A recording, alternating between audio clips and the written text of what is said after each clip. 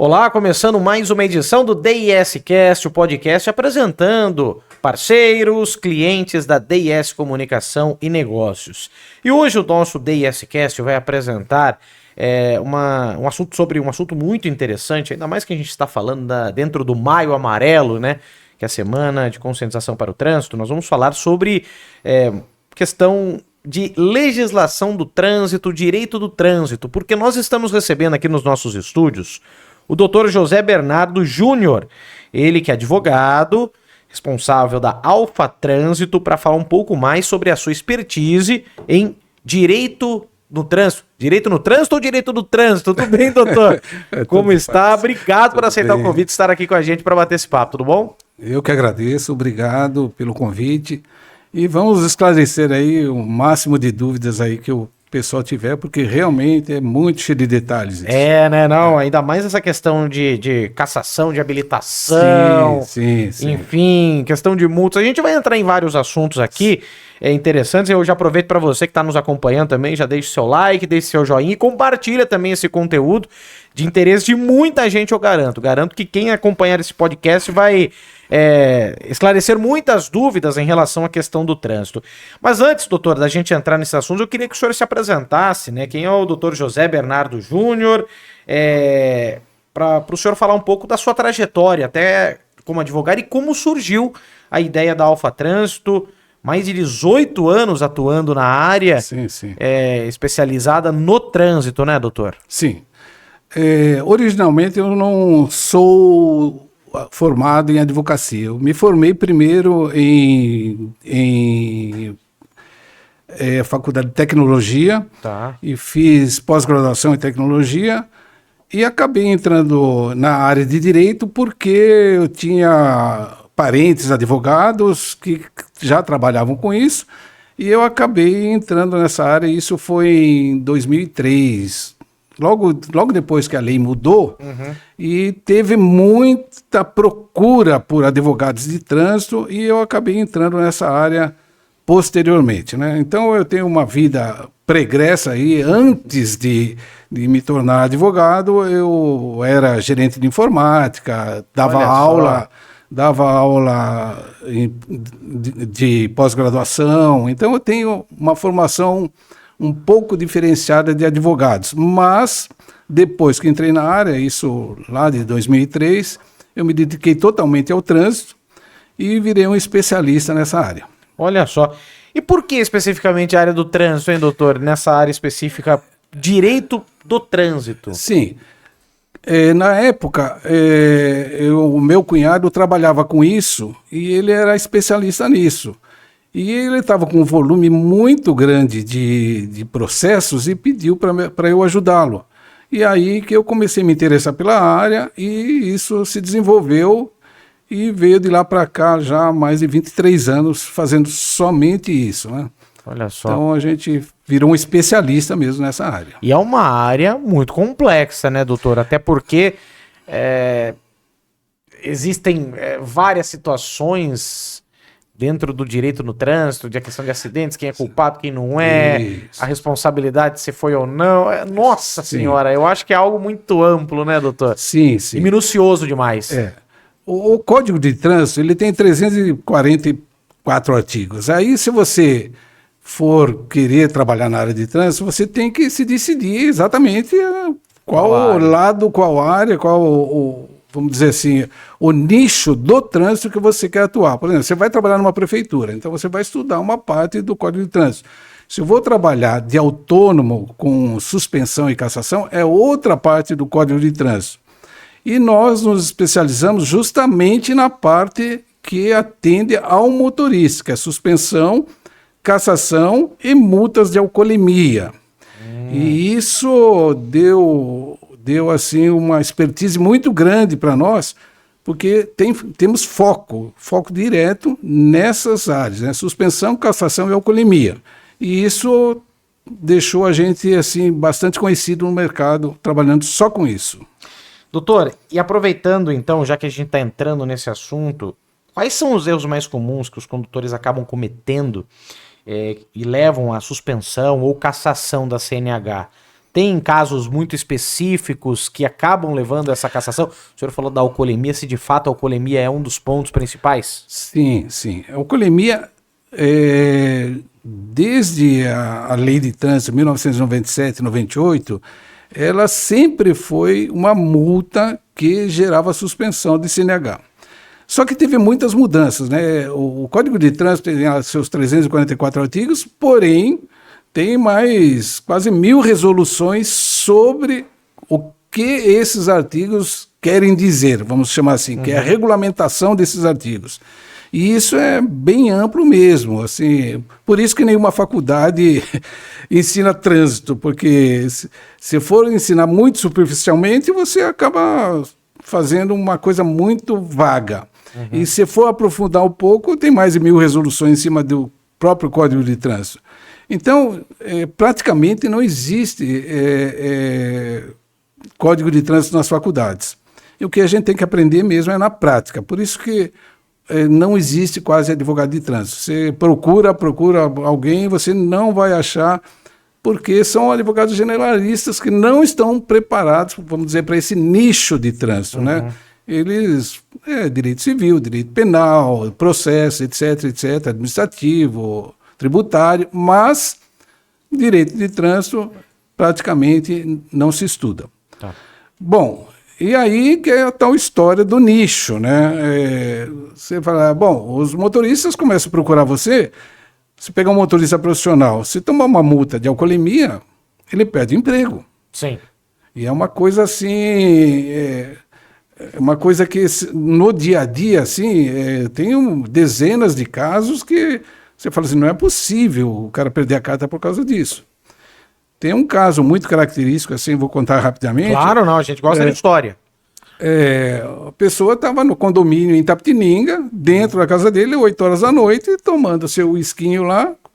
Antes da janta, toca o interfone, tem alguém aqui na portaria querendo falar com você. Ele, como era um pouco distante da portaria até a casa dele, ele pegou o carro e foi até a portaria. Chegou lá, era um fornecedor, ele trabalhava com carne, aí deu uma confusão lá com pagamento, etc. Chamaram a polícia. O carro dele estacionado na frente da portaria, ele tomou uma multa de alcoolemia. Meu Deus. Tomou uma multa de alcoolemia, perdeu a carta, por causa da confusão que deu lá. Ele nem dirigindo estava, chegou, estacionou o carro na portaria e perdeu a carta. Então essa é uma das histórias. Outra coisa assim, interessante de histórias é a tal multas de proprietário. O que é uma multa de proprietário? Você é o dono do carro. O carro está no seu nome. E aí você empresta esse carro para terceiro, esse terceiro toma uma multa lá, farol desligado, como foi o caso concreto que aconteceu. A menina tinha comprado um carro, acabou de pegar a permissão, comprou um carro, o pai dela precisou do carro, emprestou o carro para o pai saiu, e naquela época você tinha que andar com os faróis ligados, o pai não ligou o farol, a multa veio para quem? Para a menina. A menina perdeu a carta dormindo. Permissão, no caso, Era né? permissão, ela perdeu a carta porque a lei de trânsito diz que multa de farol, de veículo, vai sempre para o proprietário.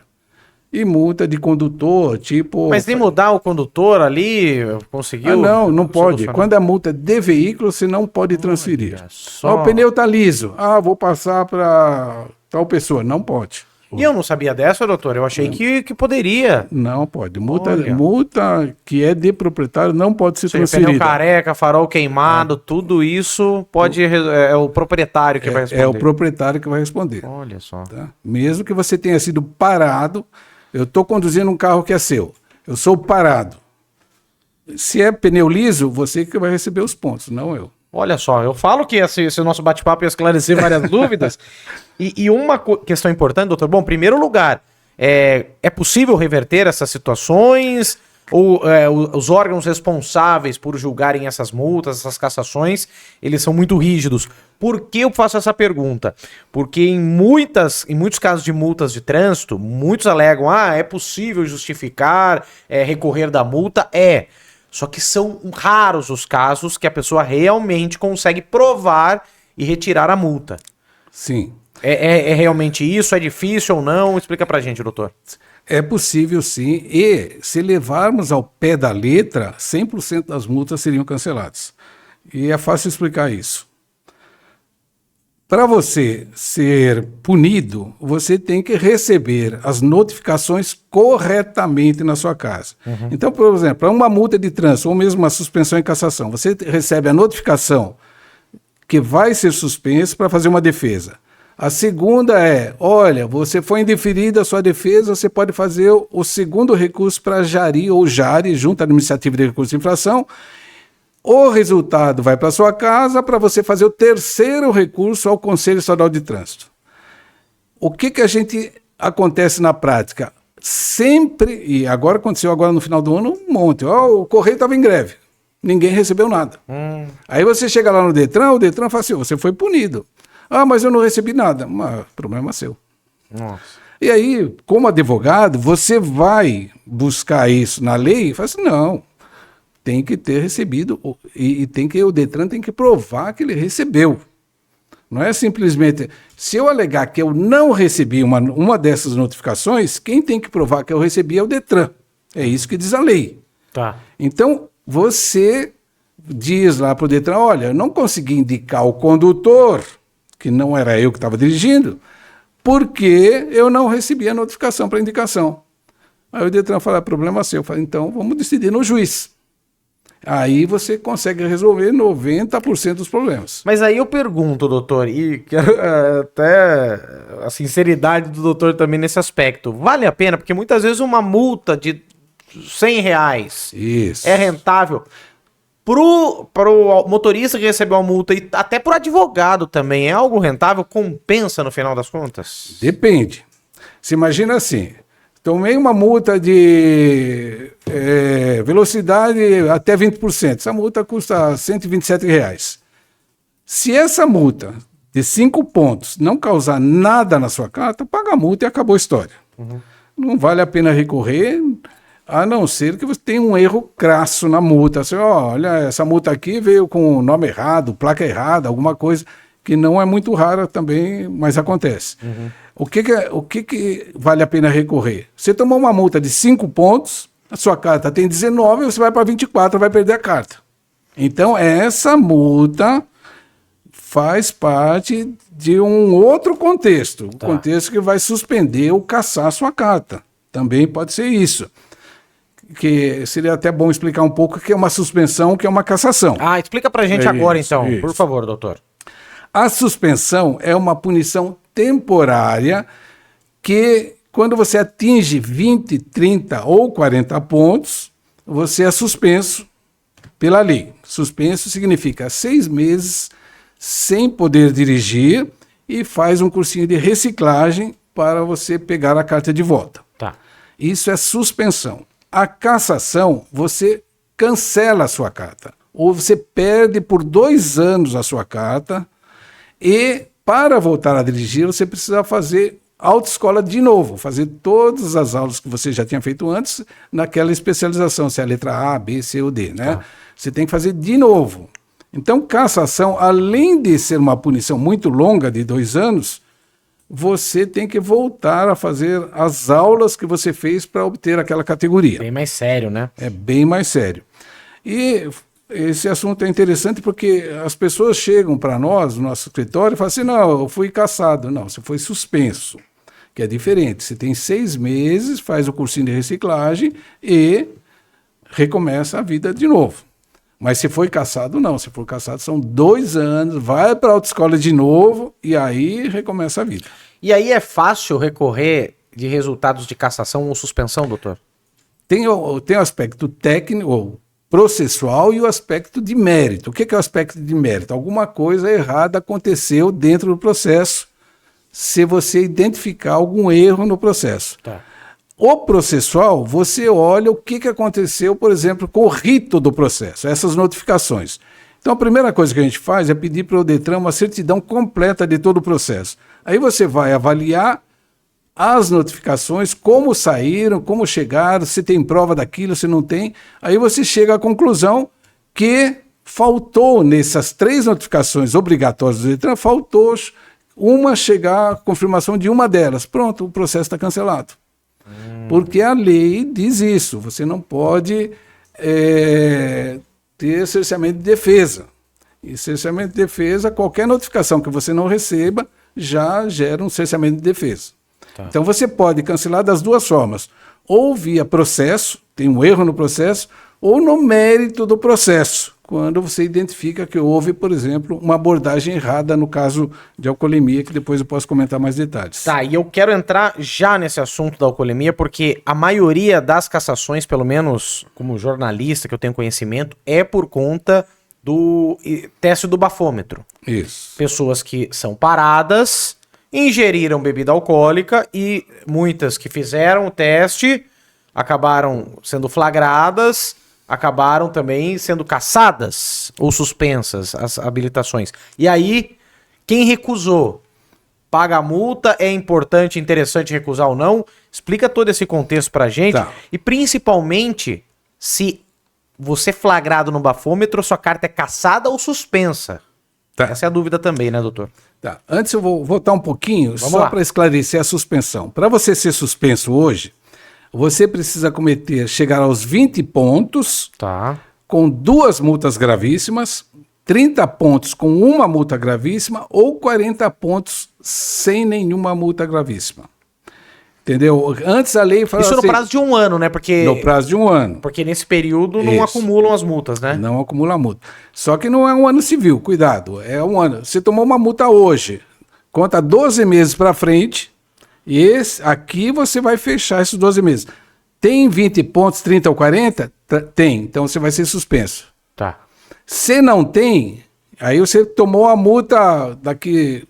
Conta a partir da penúltima multa lá de 1 ano para cá. Tá. Aí conta, vai mais 1 ano para frente e conta a pontuação. Então é assim que funciona a lei. Certo. Você pega sempre a partir da última multa que você tomou, conta 1 ano para frente e soma ali.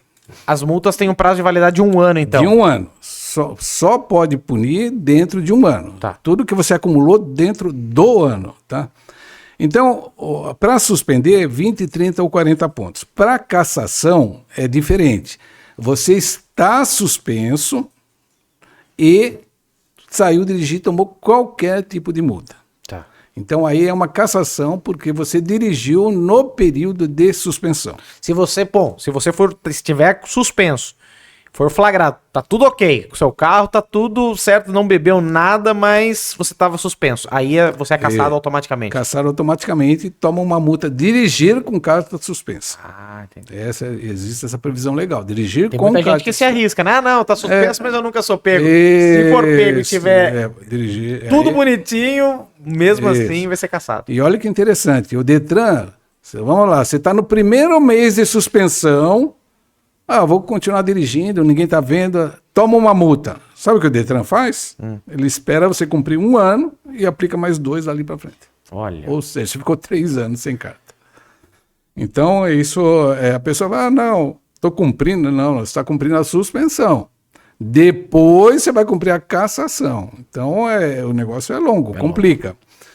E aí, onde está o grande problema disso? Motoristas profissionais, que embora a lei fale agora, motorista profissional ou exerce atividade remunerada, diz assim, só é suspenso com 40 pontos. Não interessa mais 20, 30 ou 40. Você multa gravíssima. Não, motorista profissional é suspenso com 40 pontos. Mas, motorista profissional depende de carta. Sim. Então, aí está um grande problema aí. O cara que é suspenso com atividade remunerada, porque depende da carta, vai ter um problema de sobrevivência até. Exatamente. Então, isso conta na justiça? Conta mais ou menos. Mais ou menos o quê? Você pode pedir para o juiz, eles nunca abatem a pena, mas você pode pedir alguma alteração com uma liminar, que seja provada a necessidade dele, e aí entra no lado mais subjetivo de cada caso para provar lá. Mas, regra geral, vai pagar 2 anos de suspensão. Doutor, Alcoolemia, vamos lá. Isso, Questão vamos lá. do bafômetro. Deve soprar, não deve? Se eu soprar o bafômetro e acusar aquele 0,06 de álcool, eu vou preso, doutor? Tira essa dúvida. Não. Essa história de ser preso é muita ficção e pouca verdade aí. E aí tem um problema, que é o problema da abordagem policial. E aí eu posso ser direto, porque eu atendo clientes diariamente, eles contam a história da abordagem policial e 90% dos casos os policiais abordam errado o motorista. E é fácil entender isso. Imagine o seguinte, você bebeu uma cerveja meio-dia, ou foi almoçar, bebeu uma cerveja, almoçou com comida e tal, chega às 7 horas da noite, você é parado pelo policial. Pergunta de praxe do policial. Chegou na sua janela, você abre a janela e pergunta, o senhor bebeu? Resposta, você para um pouco e fala assim, e agora? Bebi na hora do almoço. Bebi. A partir desse momento que você falou que bebeu, o policial não vai te perguntar mais a que hora você bebeu, se comeu, se tomou banho, se dormiu, não vai perguntar nada. Ele vai virar para você e falar assim, olha, você tem duas opções. Se você fizer o teste, o senhor pode ser preso. Se o senhor se recusar, o senhor toma simplesmente uma multa administrativa. Pergunta, quantas pessoas não vão se recusar? Tem estatística de hoje. 94% das multas são de recusar o bafômetro. Olha só. 94%. Por quê? Do jeito que é abordado, todo mundo se recusa. Eu posso ser preso? E qual é a verdade nisso? Não, você não vai ser preso. Se você está dirigindo normalmente, a chance de você ser preso, ou seja, do medidor do bafômetro, o bafômetro que mede, que depois eu vou falar sobre dois tipos de bafômetros que existem. O bafômetro que mede, estar acima de 0,34 é baixíssima, porque você está com o seu estado psicomotor bom, porque você está dirigindo, a não ser que você esteja dirigindo em zigue-zague, freada brusca, aí você já está alterado mesmo.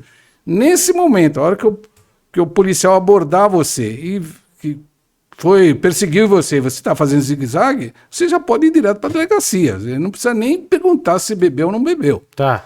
Porque a lei permite isso. Aliás, a lei permite que qualquer um, né, possa prender alguém em flagrante. Visivelmente embriagado. Visivelmente embriagado. Então, o policial, a forma que ele aborda quem está dirigindo normalmente é que está errada e que está levando aí esse número de multas elevadíssimo aí. Ou seja, em muitos casos, se você tomou uma taça de vinho no almoço e for flagrado no final da tarde... Não, absolutamente nada. Acaba não correndo esse risco. Não corre o risco. Isso aí... Só que, como eu disse, a pergunta é, o senhor bebeu? A resposta é sim, porque a pessoa não sabe se ele está se referindo a 1 hora atrás, 2 horas atrás, 6 horas atrás. Então, assim, muito... ilegal, até porque existia assim na própria multa, no canhoto da multa, no papel da multa, dizia assim, o senhor bebeu? Sim. Há quantas horas o senhor bebeu? Estava escrito lá, hoje o policial nem toma conta disso. Tudo eletrônico agora, nem tem nada. Então o que acontece? O senhor bebeu? Sim. Se o senhor fizer o teste, o senhor pode ser preso. Quem vai fazer o teste? Lógico, doutor, que é muito importante a gente falar isso, ainda mais quem está no Maio Amarelo. Não estamos falando aqui, não pode beber e dirigir. Não é isso, né? É muito importante absolutamente. a gente esclarecer. Vamos esclarecer bem isso aí. Inclusive, todo o recurso de trânsito se baseia que a pessoa está dirigindo normalmente. O que foi errado foi uma abordagem errada. Tá. E aí, tem na legislação lá quais os sinais que ele apresentava. O cara estava mal conseguia falar. Mal conseguia falar, como é que você vai retrucar um recurso com um negócio desse? Então, você foi preso e foi preso com razão. Você está abusando da legislação. Sim, até. com então, certeza. Você vai ser preso e, nesses casos, não tem o que fazer mesmo, porque foi constatado lá. Agora... Eu tenho caso, coisas assim incríveis acontecem. Você pegar uma multa de alcoolemia. Outro dia teve um acidente aqui na estrada que liga Capela do Alto Tatuí. Certo. O motoqueiro, 5 horas da manhã. 2 carros bateram, o motoqueiro vinha vindo atrás, bateu atrás do carro que tinha batido. Aí tá lá o motoqueiro tudo estrupiado na estrada, lá, chama a polícia fala assim, não, o senhor vai fazer o teste? O motoqueiro mal podia falar, todo cheio de colete. O senhor vai fazer o teste? Não, você recusou a fazer o teste. O motoqueiro, 5 horas da manhã, estava indo trabalhar. Tomei uma multa de recusa ao bafômetro porque não conseguia nem falar. Então tem essas anomalias. Depois do acidente, né? Por conta do acidente. Estava na estrada, no acidente. Depois, e tem outros casos que o policial foi no hospital tentar fazer o bafômetro do cara, o médico mandou embora. Falei, aqui não, para um pouco aí. Então, algumas coisas assim, bem anormais que acontecem, que precisam ser ditas, que até porque tem regras para você fazer isso. E até estatísticas de hoje que eu vi para você, 94,6% são de recusa. Por quê? Porque o jeito de abordar está errado. Está errado. Doutor, a gente está entrando na reta final dessa nossa entrevista com o doutor José Bernardo Júnior, que é advogado especialista em direito do trânsito, da Alfa Trânsito. E essa expertise do senhor de mais de 20 anos, né, na área do direito do trânsito, o senhor pretende passar isso também agora para os advogados em um curso online, é isso mesmo? Explica pra gente, então, que esse curso já está sendo programado, já está sendo montado para passar essa orientação para os advogados também, né? Sim, sim. Antes da pandemia, eu tinha 13 escritórios de advocacia espalhados pelo estado inteiro, todos com advogados especialistas em trânsito. Então, os advogados vinham até Sorocaba, ficavam 2 semanas treinando comigo, e depois, em parceria, eles iam trabalhar nas suas cidades. O que eu fiz agora? Montei todo esse conhecimento aí em cursos online, né, que são 3 módulos, o módulo administrativo, o módulo judicial e o módulo alcoolemia. São 40 aulas, mais ou menos de 15 a 20 minutos cada aula, que explica tudo isso. Só que vai, assim, a fundo. Para quê? Porque como eu sei que advogados não têm esse conhecimento vindo da faculdade, eu montei esse curso com todos os detalhes possíveis, toda a minha vivência e até intercorrências no relacionamento com o Detran, ou até assim, como atender um cliente de trânsito, né? De uma forma que o cliente entenda o que você está fazendo, o que você pode fazer por ele. Então tudo isso está nesse curso para ensinar advogados a trabalhar com direito de trânsito, já que não existe praticamente no mercado advogados que trabalham com direito de trânsito. E a demanda é muito alta, né? A gente tem aí quase 20 mil suspensões e cassações por mês no estado de São Paulo e mais de 5 mil multas por mês no estado de São Paulo. Então é muita demanda para pouco experts. E falando para os advogados, que são os principais alvos, né, o público principal desse curso, doutor, as vantagens de se entrar nessa área, de ingressar nessa área, a falta de profissionais é um ponto interessante que pode gerar esse interesse dos advogados? Tem várias vantagens. E a falta de profissionais, eu acho que é a melhor delas, no sentido não tem concorrência nessa área. Você, para virar expert na sua cidade, é rapidinho. 2 meses você é o bambambam da cidade.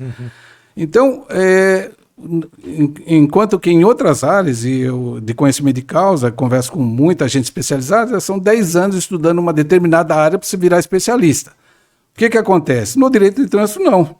Direito de trânsito, você não tem audiência, você não tem concorrência, os honorários seus são pagos na hora, não depende de êxito, e você acaba virando um expert rapidamente, ou seja, a indicação do boca a boca vai surgir rapidamente, porque você acaba virando... São casos recorrentes, né, doutor? Casos recorrentes, exatamente. Tá certo. Olha, que interessante, é um assunto sem dúvida alguma que gera muita dúvida, interesse também das pessoas, porque... Sim.